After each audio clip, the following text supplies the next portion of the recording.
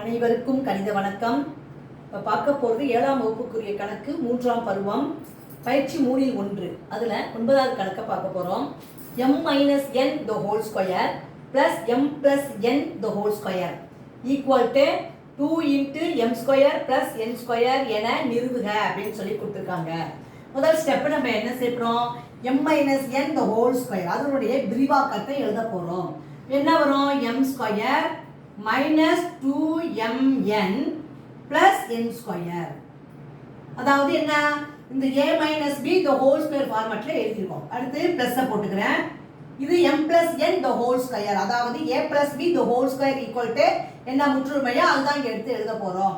அப்ப m ன்னு இருக்கு. a ங்கற இடத்துல m, b ங்கற இடத்துல n ன்னு இருக்கு.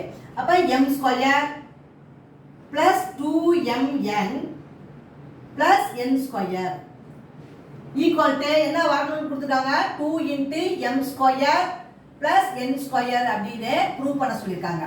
இப்போ பாருங்க, minus 2m plus 2m அடிச்சிடலாம். ரெண்டு கேன்சல்டு. அப்ப மிச்சம் இருக்கிறது பாருங்க, என்னென்ன இருக்கு? m square எத்தனை இருக்கு? 2 இருக்கு.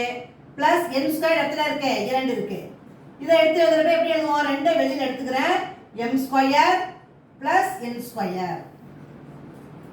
கொடுக்கப்பட்ட ஆன்சர் என்ன கொடுத்துருக்காங்க? 2 into m square plus n square நிறுவப்பட்டுள்ளது. சரியாக என்ன பண்ணிருக்கோம்? சரியாக நிறுவப்பட்டுள்ளது. நிறுவுகன்னு சொல்லி கொடுத்துருக்காங்க. சரியாக நிறுவப்பட்டுள்ளது.